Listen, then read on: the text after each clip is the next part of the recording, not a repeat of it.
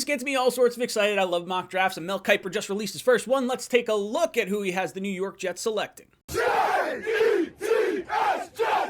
Jets!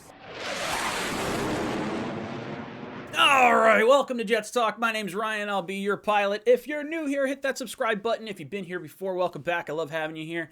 This is episode 1 of Mock the Mock, and we're talking Mel Kiper's first mock draft of the NFL offseason, and I'm all sorts of excited.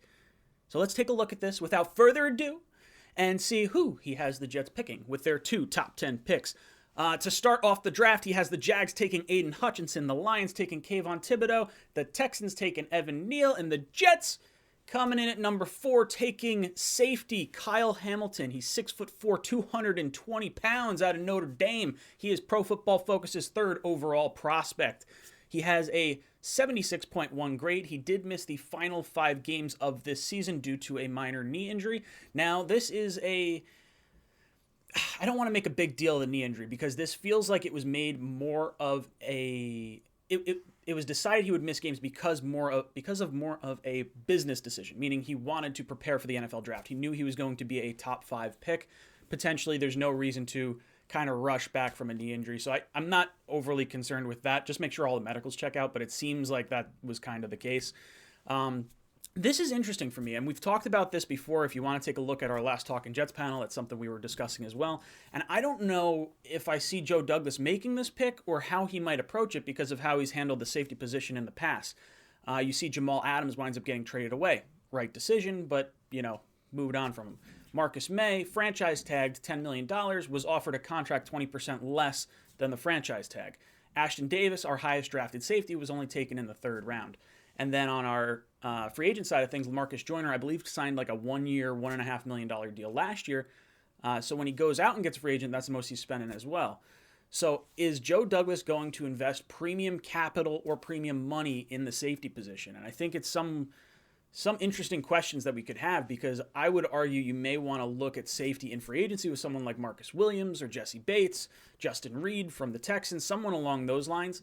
But Hamilton at 4 is a really interesting type of player. Draft Network describes him as a unicorn caliber prospect. This is a guy that can play all 3 levels of the defense and can play them at a really high level. Now, this dude, if you have not seen the range this guy has, look at his highlights. I want to say it was the FSU game where he ran from one side of the field to the complete opposite side of the field and toe-tapped an interception, and it was just a thing of beauty.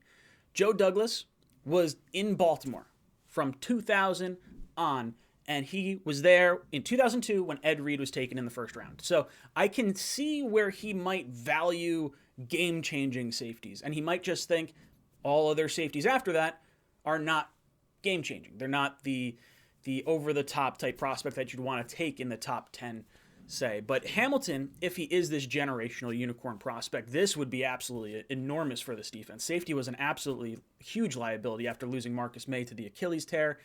And then Ashton Davis has kind of been up and down. You lose Joyner at the beginning of the season. This would be massive. This would be absolutely massive. I think you create more turnovers. It creates more pressure on the defense.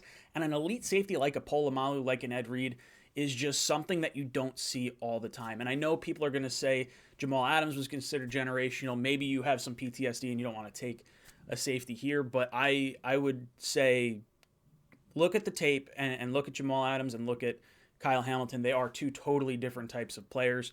Not the route I particularly want to go at number 4, but given the top 3 off the board, maybe you just pull the trigger on this. Now, it is important to note, Kiper doesn't have any quarterbacks going in the top 10. I believe number 11 is the first quarterback that he has going. I wasn't able to find the full mock draft, so I just have the Jets picks and a few of the outlier picks.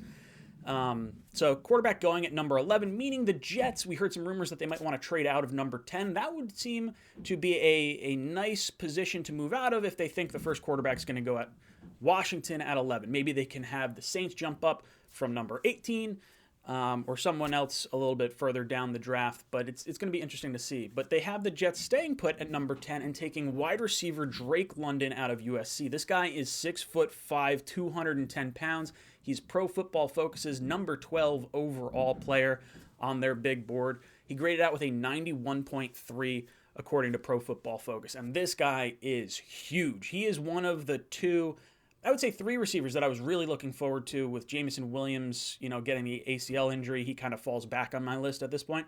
I love Treylon Burks, and I love me some Drake London. This guy is absolutely elite. Now, he only played in the first part of the season.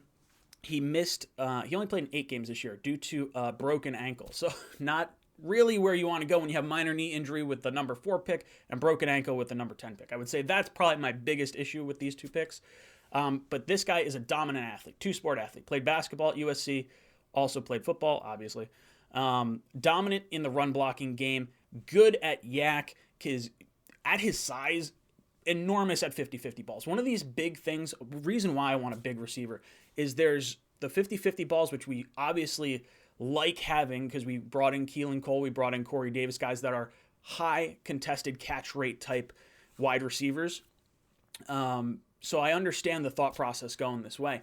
And when you have a big-bodied wide receiver like this, you can get the benefit of some pass interference calls, and I think that's what I'd like to see more. That's kind of like a phantom yardage that isn't really talked about a whole heck of a lot in the NFL, and I'm not sure why they don't track this stat, but some receivers and quarterback tandems are just way better at gaining that extra yardage through pass interferences. And Zach Wilson kind of did that a few times throughout the year, specifically with Elijah Moore, but having someone 6'5" would be absolutely monstrous. And this would open things up for all our receivers and running backs in the early parts, like the first 10 yards of the line of scrimmage. I mean, you think tight end, we're going to need to add an influx of talent.